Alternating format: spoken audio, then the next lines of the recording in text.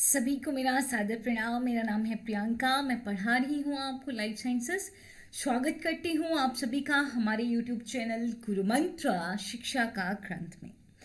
Last video में हमने transcription in prokaryotes को कंप्लीट किया था। इस वीडियो में हम कंप्लीट करेंगे ट्रांसक्रिप्शन इन यूकैरियोट्स।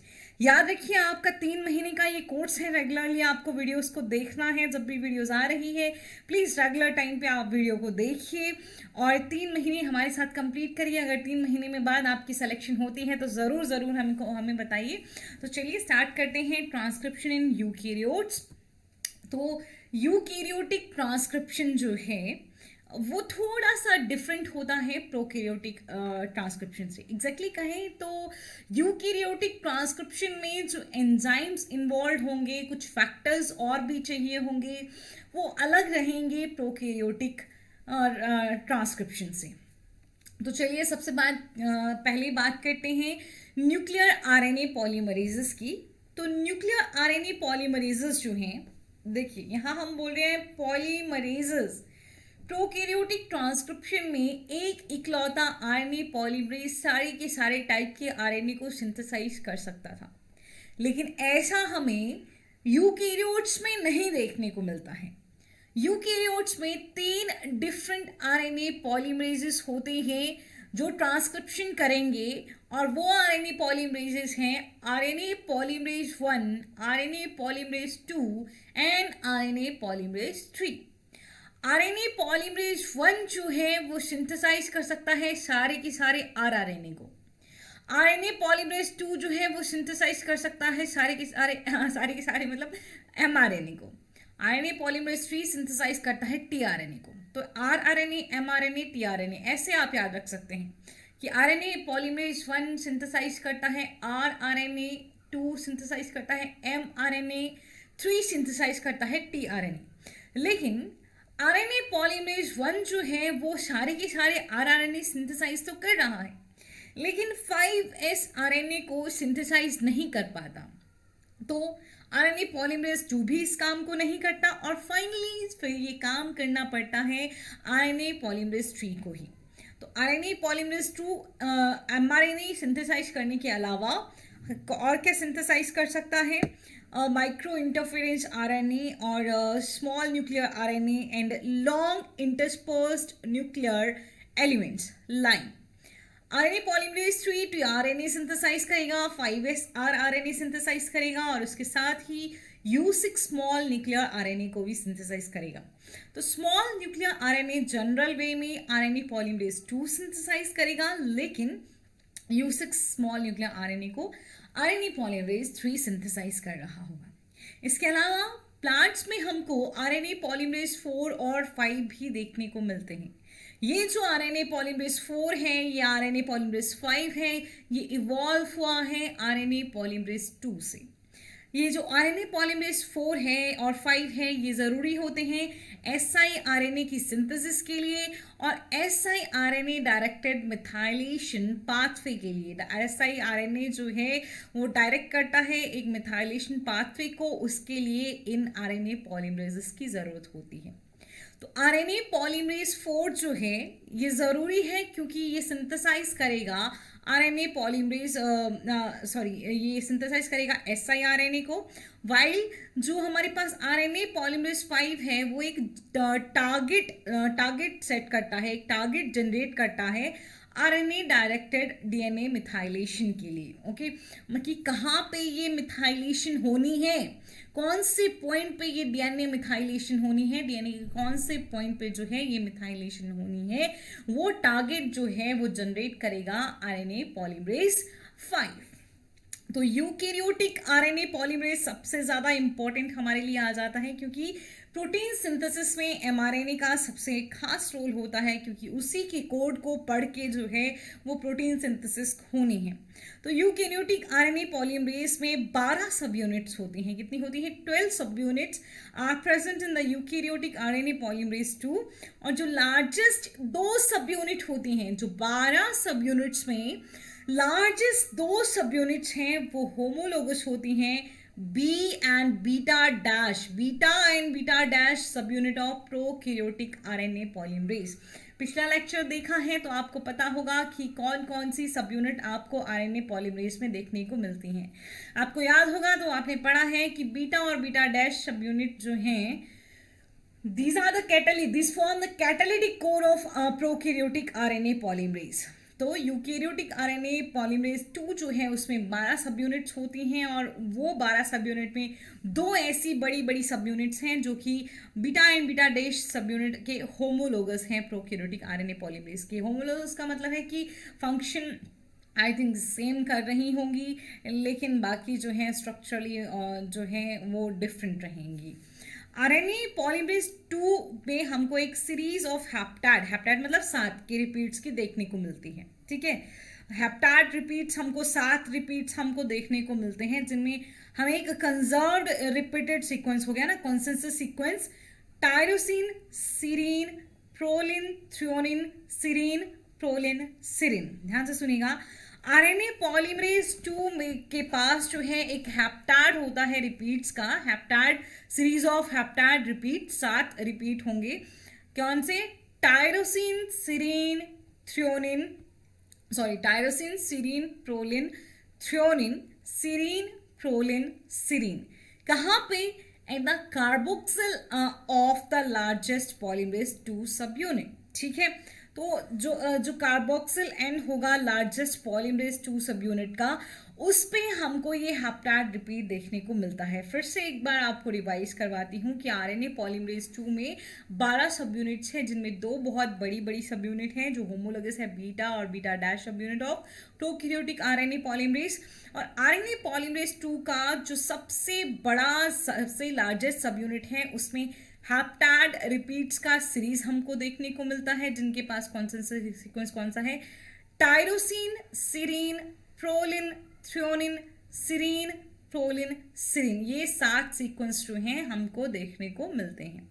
अब ये जो कार्बोक्सिल टर्मिनल डोमेन है, this carboxyl terminal domain is binding site for many proteins and substrate for many enzyme including the kinase component of transcription factor 2H। देखिए, ये जो कार्बोक्सिल टर्मिनल डोमेन होता है, ठीक है, कार्बोक्सिल टर्मिनल डोमेन जो है एंजाइम का, ये बहुत सबके लिए क्या है? एक बाइंडिंग साइट है।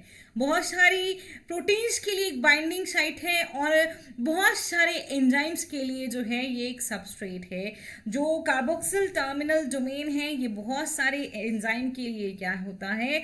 बहुत सारे एंजाइम्स के लिए क्या है? जल्दी से बताइए। एक सबस्ट्रेट है, बहुत सारी प्रोटीन्स के लिए एक बाइंडिंग साइट है।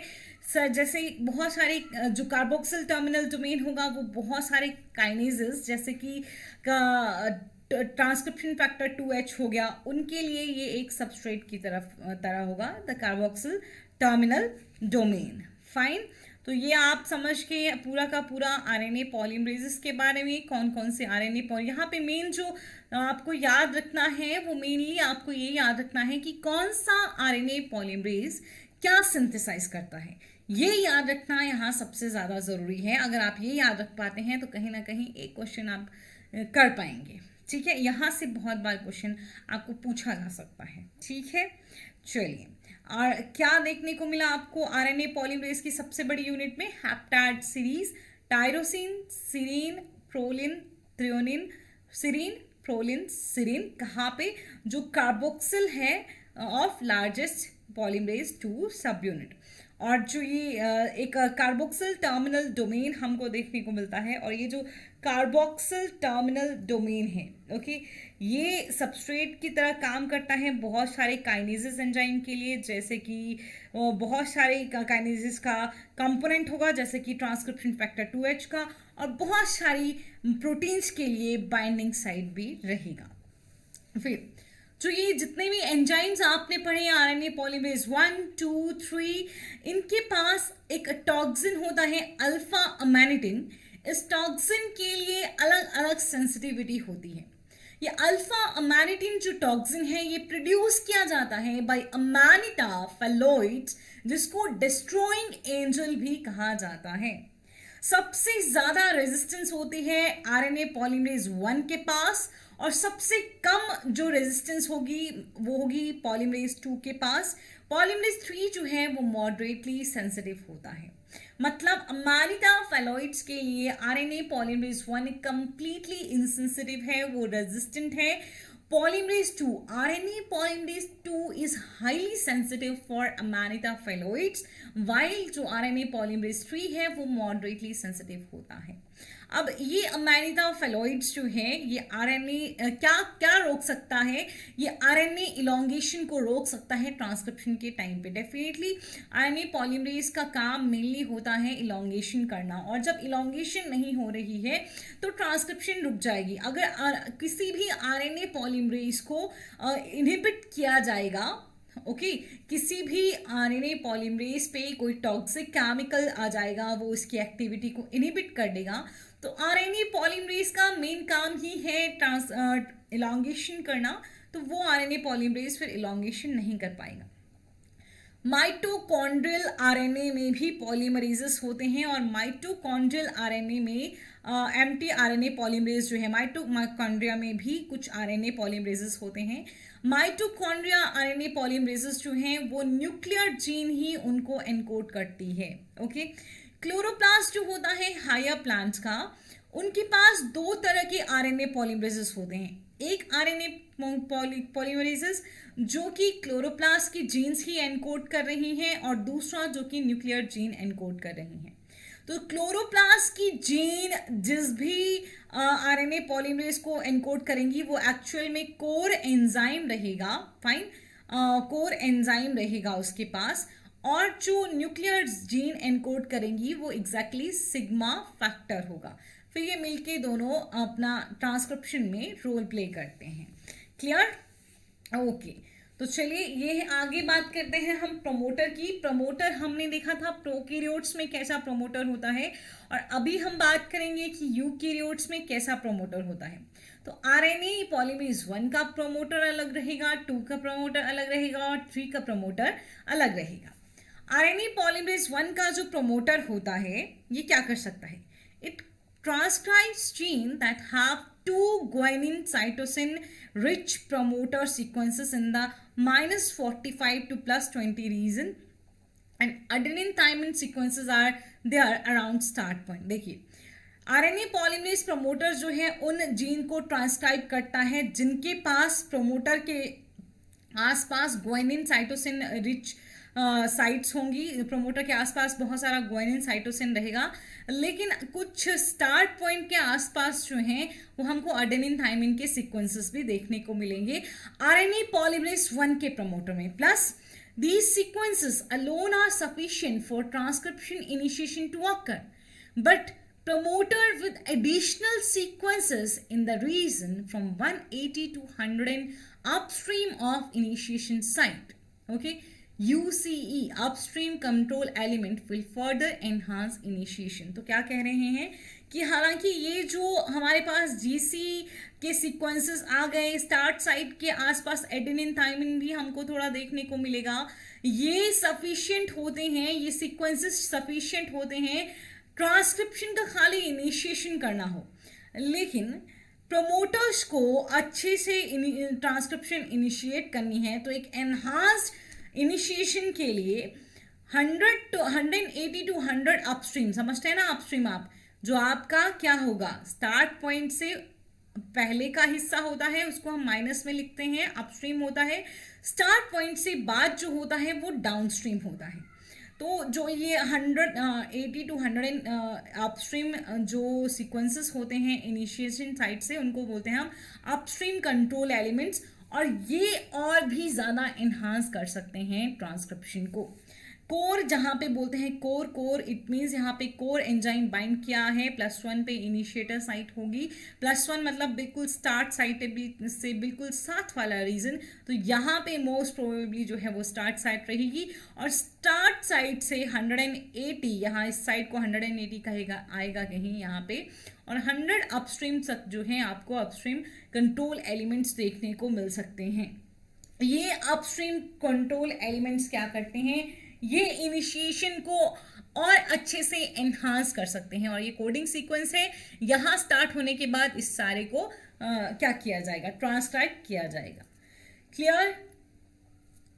आरएनए पॉलीमरेज 1 प्रमोटर जो है वहां पे आपको मेनली क्या देखने को मिलता है, 2 guanine cytosine rich promoter sequences, और उसके अलावा स्टार्ट पॉइंट के आसपास एडेनिन थायमिन सीक्वेंसेस भी होते हैं, और एक अपस्ट्रीम कंट्रोल एलिमेंट है जो कि एनहांस कर सकता है ट्रांसक्रिप्शन को। फिर बात आती है आरएनए पॉलीमरेज 3 प्रमोटर्स की, उसके बाद हम 2 की बात करेंगे, और ट्रांसक्रिप्शन जो है वो मेनली हम आरएनए पॉलीमरेज 2 कैसे काम करता है वो देखेंगे। टाइप 1 प्रमोटर्स जो हैं, देखिए आरएनए पॉलीमरेज 3 प्रमोटर्स जो हैं वो फर्दर 3 टाइप के हैं, type 1 promoter, 2 promoter and 3 promoter. ध्यान से देखिएगा, मतलब हमने पढ़ा था कि आरएनए पॉलीमरेज 3 5s आरएनए बना सकता है, टीआरएनए बना सकता है, U6 स्मॉल न्यूक्लियर आरएनए बना सकता है, तो उसके लिए भी आरएनए पॉलीमरेज 3 के पास अलग अलग प्रोमोटर्स रहते हैं। जैसे कि टाइप 1 प्रोमोटर्स जो हैं वो हमको 5s आरएनए जीन में मिलेंगे, ऐसी जीन्स में मिलेंगे जो एनकोड कर रही होंगी 5s आरएनए के लिए। इन प्रोमोटर्स में हमको हाईली कंजर्व जो हैं वो सीक्वेंसेस देखने को मिलते हैं, जो कि है block A and block C, और ये ब्लॉक ए और ब्लॉक सी जो हैं ये एफिशिएंट ट्रांसक्रिप्शन के लिए ज़रूरी होते हैं। जब भी हमें कुछ एक्स्ट्रा मिल रहा है वो ट्रांसक्रिप्शन की एफिशिएंसी को बढ़ाता है। वहीं टाइप 2 प्रमोटर्स जो हैं वो उन जीन के लिए उन जीन्स में होते हैं जो टीआरएनए को एनकोड करेंगी, और इनके पास भी कंजर्व सीक्वेंसेस हैं, लेकिन अब ब्लॉक ए और सी नहीं, block A and block B हैं, और ये ब्लॉक ए और बी भी एफिशिएंसी ऑफ ट्रांसक्रिप्शन ही इंक्रीज करते हैं। आरएनए पॉलीमरेज 3 के टाइप 1 प्रोमोटर्स में जो ब्लॉक हैं एफिशिएंसी को इंक्रीज करने के लिए वो ब्लॉक ए और सी हैं, 2 में जो है वो ब्लॉक ए एंड बी हैं। वहीं टाइप 3 प्रमोटर्स में हमको किस चीज़ के लिए जीन मिलती है देखने को, U6 स्मॉल न्यूक्लियर आरएनए। इसमें एक टाटा बॉक्स भी होता है जो -30 to -25 अपस्ट्रीम पाया जा सकता है। एक प्रॉक्सिमल सीक्वेंस एलिमेंट भी हो सकता है -66 एंड -46 न्यूक्लियोटाइड्स के बीच में, और एक डिस्टल सीक्वेंस एलिमेंट भी प्रेजेंट हो सकता है -244 -214 न्यूक्लियोटाइड्स के बीच में। तो देखिए, याद रखिए आरएनए पॉलीमरेज 3 प्रोमोटर्स जो टाइप 1 के हैं उनके पास ब्लॉक ए और सी है एफिशिएंसी को इंक्रीज करने के लिए, टाइप 2 में ए और बी है एफिशिएंसी को इंक्रीज करने के लिए, टाइप 3 में टाटा बॉक्स है, प्रॉक्सिमल सीक्वेंस एलिमेंट है, और डिस्टल सीक्वेंस एलिमेंट मौजूद होता है एफिशिएंसी को इंक्रीज करने के लिए। चलिए रैंडमली क्वेश्चन पूछती हूँ कि टाइप 2 प्रोमोटर्स का काम क्या होगा, वो कौन सा, वो किस में पाए जाते हैं टाइप 2 प्रोमोटर्स, ऐसी जीन्स में पाए जाते हैं जो एनकोड करेंगी टीआरएनए को। भूलेंगे तो नहीं, आरएनए पॉलीमरेज 3 प्रोमोटर्स जो हैं वो फर्दर 3 टाइप्स के ही होते हैं। कौन सा प्रोमोटर क्या काम करेगा भूलेगा नहीं, याद रखिए। तो नेक्स्ट हम बात करेंगे अपनी सबसे इंपॉर्टेंट प्रोमोटर आरएनए पॉलीमरेज 2 की। आरएनए पॉलीमरेज 2 जो प्रोमोटर होता है उसमें 2 सेगमेंट होते हैं। एक होता है टाटा बॉक्स, मतलब सिर्फ 2 सेगमेंट नहीं होते हैं। आरएनए पॉलीमरेज 2 प्रमोटर का जो कोर प्रमोटर है, कोर प्रमोटर मतलब जो बिल्कुल स्टार्ट पॉइंट पे जाके जुड़ेगा, ठीक है, जो मतलब बिल्कुल स्टार्ट पॉइंट जहां से शुरू होगा वही वाला हिस्सा। हाँ, तो जो कोर प्रमोटर होता है आरएनए पॉलीमरेज 2 का, जो कोर प्रमोटर है उसमें 2 सेगमेंट्स होते हैं, TATA box and initiator sequence. क्या क्या होता है, TATA box and initiator sequence. Promoter क्या होता है ये मैंने आपको प्रीवियस वीडियो में भी बताया था कि प्रमोटर कहाँ पे होगा ये भी आपको पता होना चाहिए। प्रमोटर आपका जो जीन का सेगमेंट जिसको ट्रांसक्राइब किया जाएगा उसी सेगमेंट पे एक हिस्सा होगा, उसी हिस्से पे आके जो हमारा एंजाइम है वो जुड़ता है, ठीक है। तो जो कोर प्रमोटर होगा उस पे 2 सेगमेंट्स होंगे, TATA box, initiator sequence. Okay, अब कुछ जो जीन्स होती हैं उनके पास ये दोनों होते हैं। कुछ ऐसी जीन्स जिनको ट्रांसक्राइब तो आरएनए पॉलीमरेज 2 ही कर रहा है, लेकिन कई बार उनके पास सिर्फ एक ही होगा, या तो टाटा बॉक्स होगा या इनिशिएटर सीक्वेंस होगा। और कई बार कुछ ऐसी जीन्स भी होती हैं जिनका ट्रांसक्रिप्शन तो आरएनए पॉलीमरेज 2 ही कर रहा है, बट ना तो उनके पास टाटा बॉक्स होगा, ना ही उनके पास इनिशिएटर सीक्वेंस होगा। मतलब ऐसी जीन्स को हम कहेंगे null genes, they are not having TATA box और इनिशिएटर, दोनों में से कुछ भी उनके पास नहीं है। ओके, अब ये दोनों जो हमको सीक्वेंस मिले हैं, एक तो टाटा बॉक्स का सीक्वेंस, एक इनिशिएटर सीक्वेंस जो है, ये दोनों सीक्वेंस जो है ट्रांसक्रिप्शन फैक्टर की बाइंडिंग के लिए रोल प्ले करते हैं। इन दोनों सीक्वेंस पे आके जुड़ते हैं ट्रांसक्रिप्शन फैक्टर्स। याद रखिएगा, जैसे प्रोकैरियोटिक ट्रांसक्रिप्शन में होता था कि हमने वहां ट्रांसक्रिप्शन फैक्टर की बात नहीं की थी, तो ट्रांसक्रिप्शन फैक्टर की बात इसलिए नहीं हुई थी क्योंकि वहां जरूरत ही नहीं होती ट्रांसक्रिप्शन फैक्टर की, आरएनए पॉलीमरेज खुद ही काम कर लेता है। लेकिन यहाँ पे यूकैरियोटिक ट्रांसक्रिप्शन में ट्रांसक्रिप्शन फैक्टर जो है वो रिक्रूट कर रहे होंगे आरएनए पॉलीमरेज को। तो कोर प्रोमोटर जो है आरएनए पॉलीमरेज का, उसमें दो सेगमेंट्स हैं, दो सीक्वेंसेस हैं, TATA box and initiator sequence. और इन्हीं दोनों सीक्वेंस के साथ जो है ट्रांसक्रिप्शन फैक्टर जो है वो जुड़ेंगे, इन्हीं पे साइट मिलेगी ट्रांसक्रिप्शन फैक्टर को अपनी बाइंडिंग के लिए। इन दो सीक्वेंसेस के अलावा कुछ और सिस एक्टिंग सीक्वेंसेस भी पाए जाते हैं, और वो सिस एक्टिंग सीक्वेंसेस जो हैं वो बाइंडिंग साइट होंगे फॉर रेगुलेटरी फैक्टर्स। वो रेगुलेटरी फैक्टर्स जो हैं वो किसी भी एक जीन के एक्सप्रेशन को कंट्रोल करते हैं, उसका रेगुलेशन करते हैं, कितना इस जीन को काम करना है। ठीक है, तो कोर प्रोमोटर पे तो कुछ साइट्स हैं, बाइंडिंग साइट हैं ट्रांसक्रिप्शन फैक्टर के लिए, लेकिन इन दोनों साइट्स के अलावा, इन दोनों सेगमेंट्स के अलावा हमको और भी सीक्वेंसेस देखने को मिलते हैं, और भी सिस एक्टिंग सीक्वेंसेस देखने को मिलते हैं। ये सिस एक्टिंग, मैं दोबारा बता देती हूँ, किसी को सिस एक्टिंग नहीं पता तो मुझे बता दीजिए, केमिस्ट्री पढ़ी है। सिस एक्टिंग सीक्वेंसेस क्या होते हैं? जैसे तुमने सिस एक्टिंग एलिमेंट्स पढ़ा होगा, ऐसे एलिमेंट जो क्या सेम मॉलिक्यूल पे अपना इफेक्ट शो करेंगे, तो ऐसे सीक्वेंसेस जो उसी स्ट्रैंड पे काम करेंगे, ट्रांस एक्टिंग सीक्वेंसेस जो दूसरे स्ट्रैंड पे काम करते हैं। ठीक है, तो अदर देन टू सीक्वेंसेस वहां पे कुछ सिस एक्टिंग सीक्वेंसेस भी होंगे जो कि रेगुलेटरी फैक्टर्स के लिए बाइंडिंग साइट की तरह काम करेंगे। और ये जो सीक्वेंसेस होते हैं जनरली ऐसा नहीं है कि हमेशा ही, जनरली प्रमोटर से upstream prior to promoter present होते हैं। फाइन, तो प्रमोटर से पहले आपको यूजुअली प्रायर टू प्रमोटर जो है आपको इनिशिएटर आपको +1 पोजीशन पे मिलता है, मतलब एकदम प्रमोटर के बाद में। ठीक है, और ये जो आपने और मैंने सीक्वेंसेस बोले कि और भी सीक्वेंसेस प्रेजेंट हो सकते हैं, तो जनरली ये प्रमोटर के अपस्ट्रीम ही प्रेजेंट होते हैं। इनमें आपको देखने को मिल जाएगा CAAT and GC box, TF2B transcription factor 2B recognition element, BRE इसको बोलेंगे, transcription factor 2B recognition element. Okay, so CAAT cat box जो है उसका रिकॉग्निशन होता है बाय NF1 और NFY।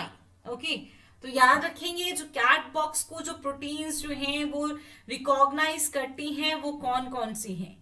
कैट बॉक्स को रिकॉग्नाइज करने वाली प्रोटीन्स हैं आपके पास NF1 एंड NFY। वहीं आपके पास GC बॉक्स को रिकॉग्नाइज करने के लिए जो प्रोटीन है वो है SP1 एक्टिवेटर। कौन सा है? SP1 activator. समझ गए आप या नहीं समझे? समझ गए, ठीक है।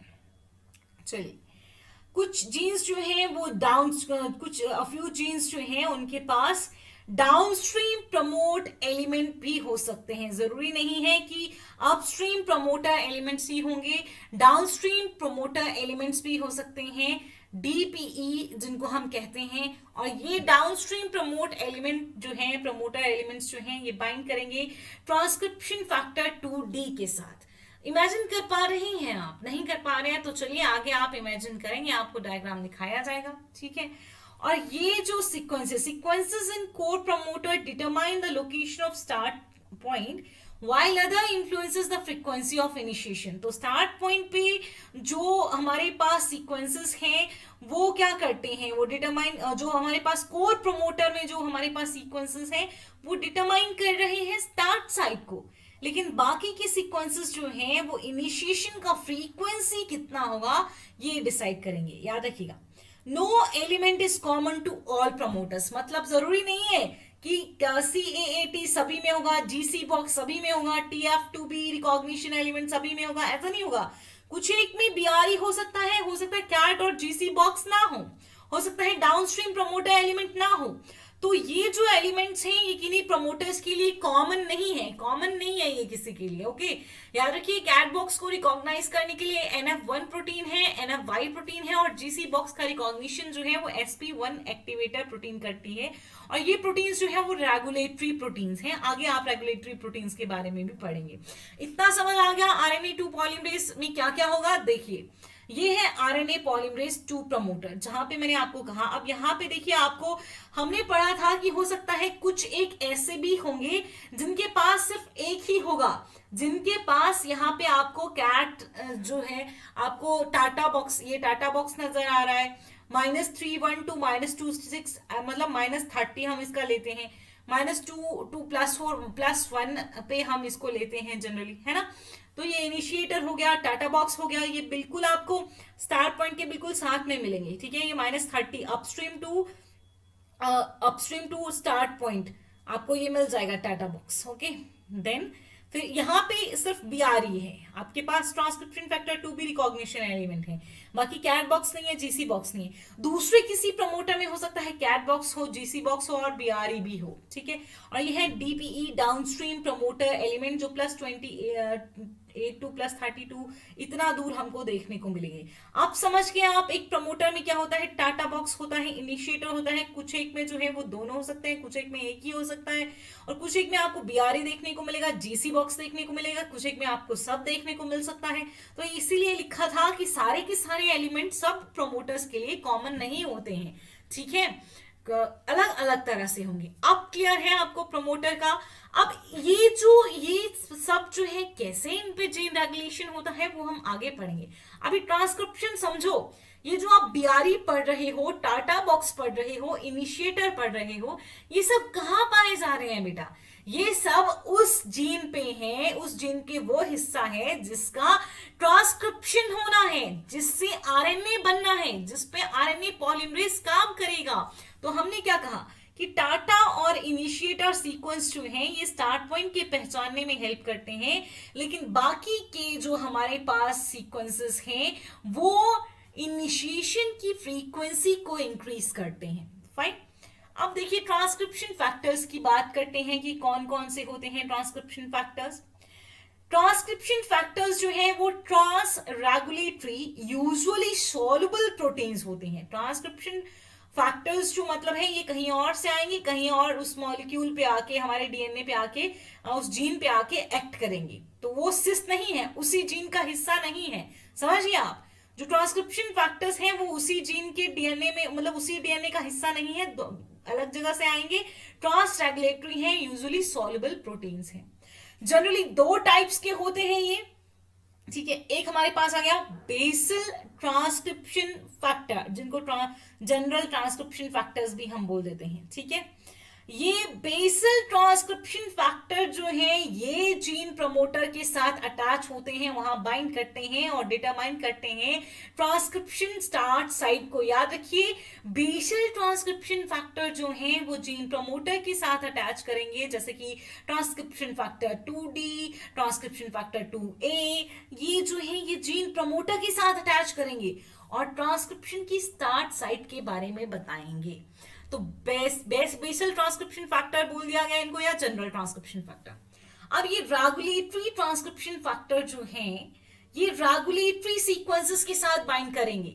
बेसल तो आपका बिल्कुल वहीं बाइंड करेंगे, आपके कहां पे, initiator sequence, TATA box, core promoter के आसपास, है ना।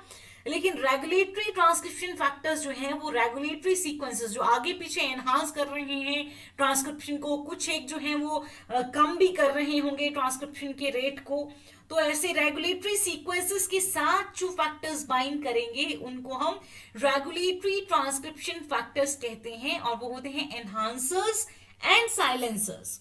अब ये अगर एनहांसर्स हैं तो ट्रांसक्रिप्शनल एक्टिवेटर्स होंगे, रिप्रेशर हैं तो साइलेंसर्स होंगे। चलिए कुछ एग्जांपल देखते हैं रेगुलेटरी ट्रांसक्रिप्शन फैक्टर्स के। CBF कैट बाइंडिंग फैक्टर किसके साथ बाइंड करेगा? कैट बॉक्स के साथ। C/EBP cat enhancer binding protein, तो ये भी बाइंड करेंगी किसके साथ? कैट बॉक्स के साथ। क्रैप ये CAMP response element binding protein है, तो ये CAMP रिस्पॉन्स एलिमेंट के साथ जो है वो बाइंड करेगी। SP1 अभी बताया था, SP1 जो है वो किसको रिकॉग्नाइज कर सकता है? GC बॉक्स को रिकॉग्नाइज कर सकता है। तो CVN virus 40 early and late promoter binding protein 1 bind करेगा GC बॉक्स के साथ। तो ये है कुछ regulatory transcription factors. Fine, CAAT box पे जो आपका रेगुलेटरी ट्रांसक्रिप्शन फैक्टर आएगा, अब कैट बॉक्स पे जो है, कैट बॉक्स क्या है? एक रेगुलेटरी सीक्वेंस है या नहीं है? फिर आपने जो GC बॉक्स पढ़ा वो भी क्या है? एक रेगुलेटरी सीक्वेंस है या नहीं है?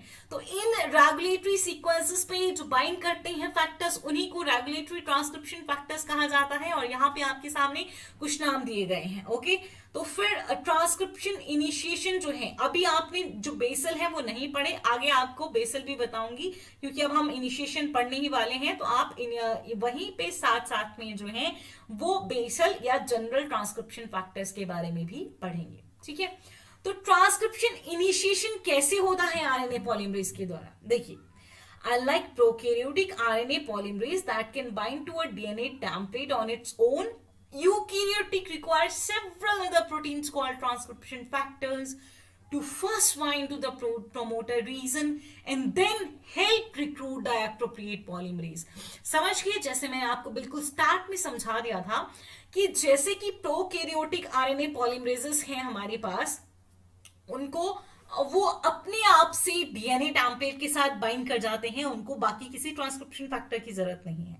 यूकैरियोट को बहुत सारी प्रोटीन्स की जरूरत पड़ती है। वो ऐसा होता है ना कि दूल्हा खुद से आ जाता है और दुल्हन को जो आना होता है तो बहुत सारी सहेलियां लेके आ रही हैं। तो ये समझ लो कि प्रोकैरियोटिक जो आरएनए पॉलीमरेज है वो वही दूल्हा है, और यूकैरियोटिक आरएनए पॉलीमरेज जो है वो दुल्हन है, जिसको लाने के लिए बहुत सारी सहेलियां आएंगी। वो सहेलियां हैं प्रोटीन्स, और ये प्रोटीन्स जो हैं यही हेल्प करेंगी, फिर वो दुल्हन को सही जगह बिठाया जाता है ना कि यहाँ पे बैठो तुम, तो ये ट्रांसक्रिप्शन फैक्टर हेल्प करेंगे किसको?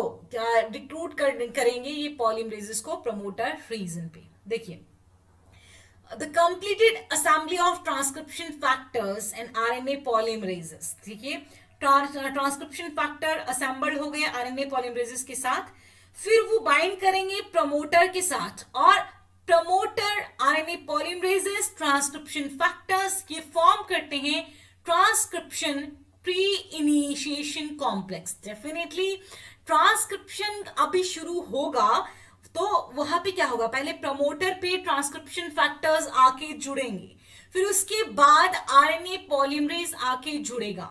तो हो गया ना, transcription factors and RNA polymerases किसके साथ बाइंड कर रहे हैं? प्रमोटर के साथ। ये तब जाके आगे फिर शुरू होगा हमारे पास क्या?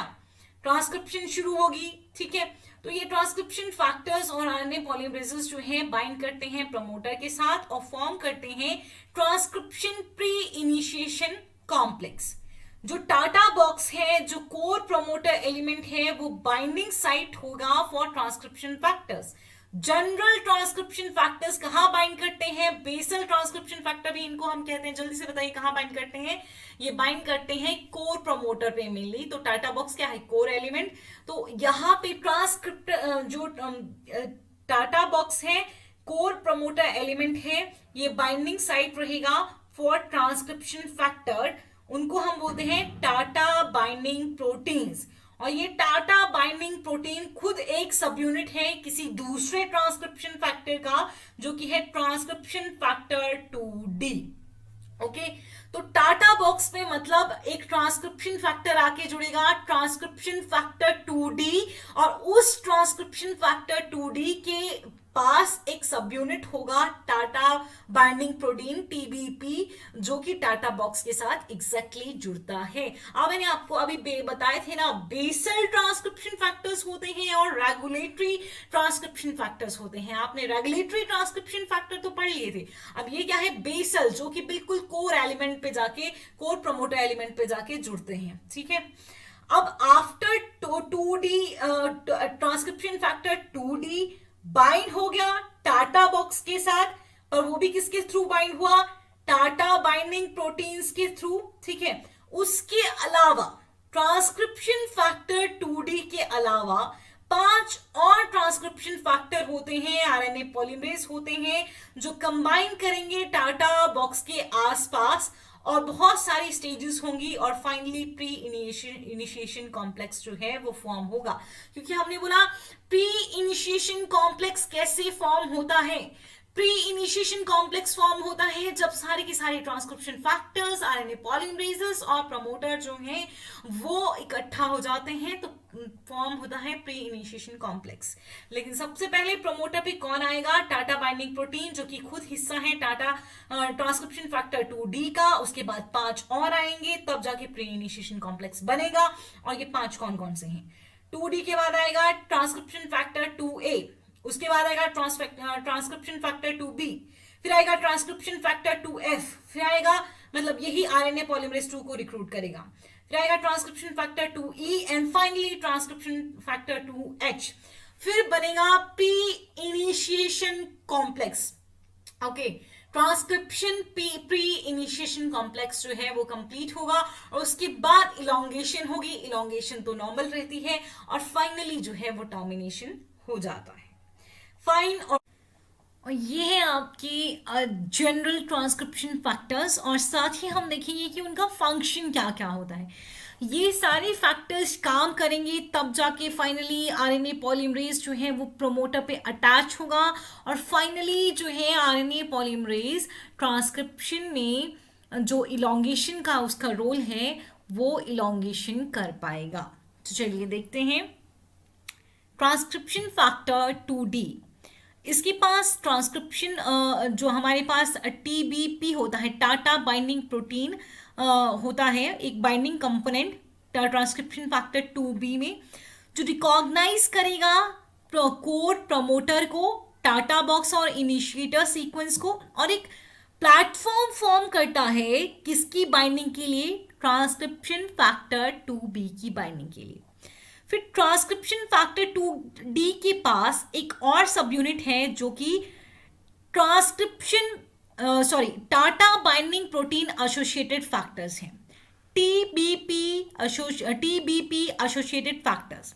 ये TAF जो होगा ये भी हेल्प कर सकता है कोर प्रमोटर के रिकॉग्निशन में, बट ये मेनली रेगुलेट करेगा TBP टाटा बाइंडिंग प्रोटीन्स को।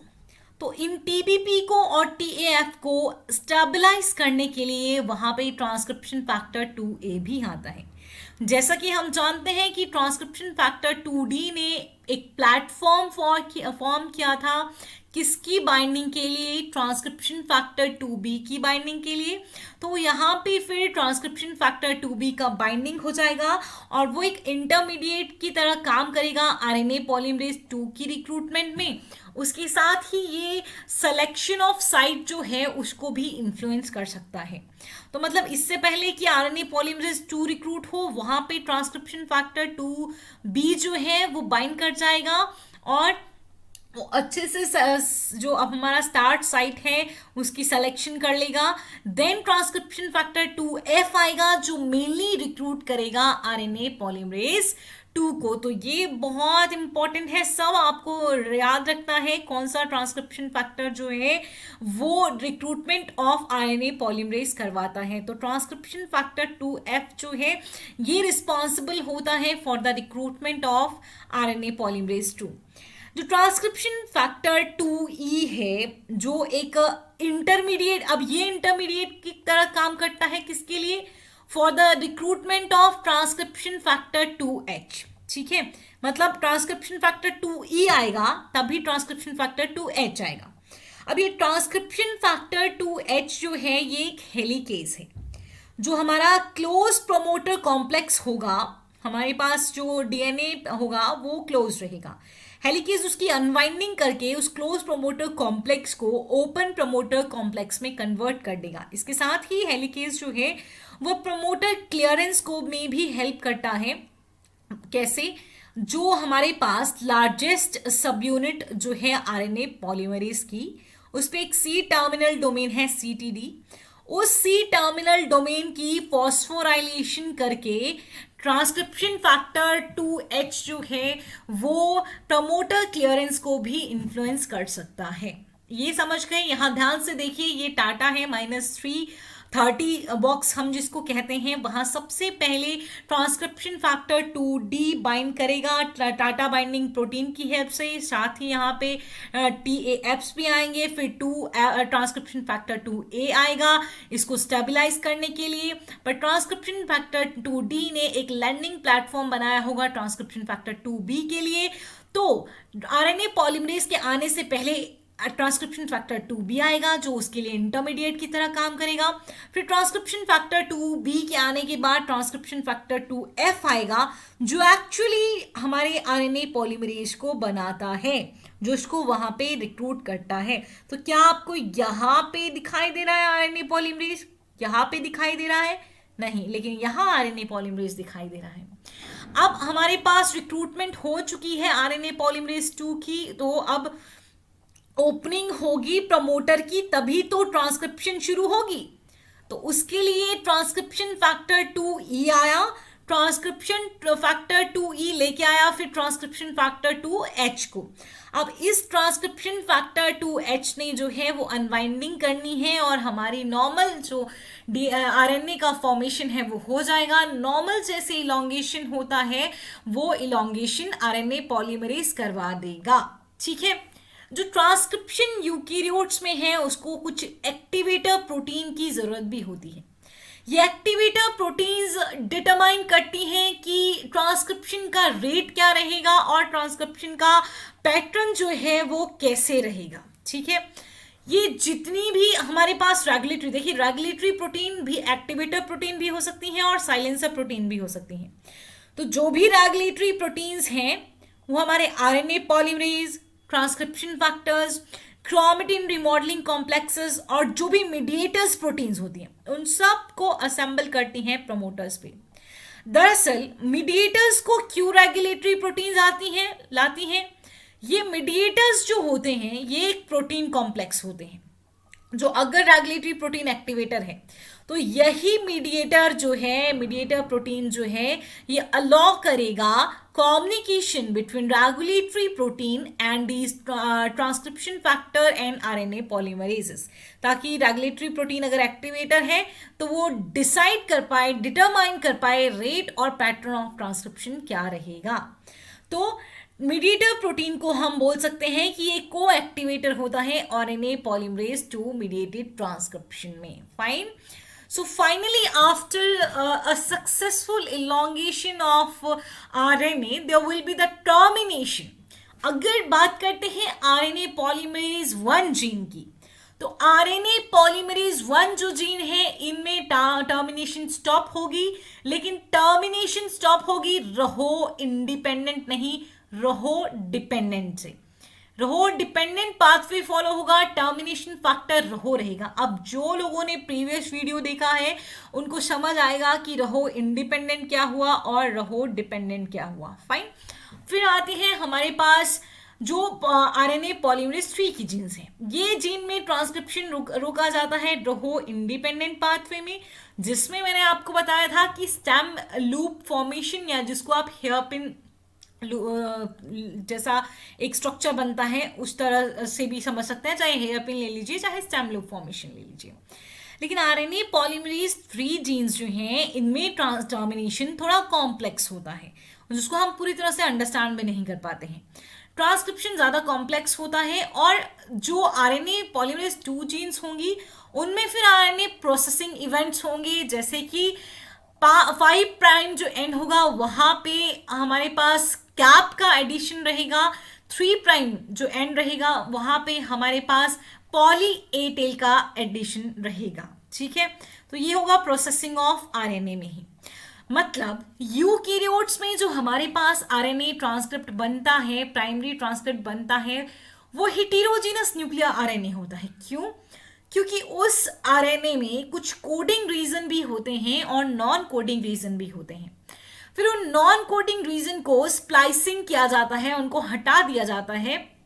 उन नॉन कोडिंग रीजन को हटाने के लिए कुछ एंडोन्यूक्लियस काम करेंगे, और उसके बाद डीएनए लाइगेज जो है सारे के सारे कोडिंग रीजन जो हमारे एक्सॉन होते हैं उनको लाइगेट कर देता है, और हमारे पास हमारा एक्चुअल एमआरएनए जो है वो आ जाता है। लेकिन ये सारे प्रोसेसेस जो हैं ये आरएनए प्रोसेसिंग के इवेंट्स हैं। हमने यहाँ पे अपना ट्रांसक्रिप्शन जो है वो कंप्लीट कर लिया है। उसके साथ ही कुछ इनहिबिटर्स होते हैं ट्रांसक्रिप्शन के, ये प्रोकैरियोटिक के भी हो सकते हैं, यूकैरियोटिक के भी हो सकते हैं। राइफाम्सिन डेरिवेटिव है राइफामाइसिन का, ये इलॉन्गेशन को रोक सकता है by binding to beta subunit. अब आरएनए पॉलीमरेज की मेन कैटालिटिक यूनिट होती है बीटा एंड बीटा डैश। ठीक है, अगर वहीं पे जुड़ जाएगा इलॉन्गेशन तो रुक जाएगी।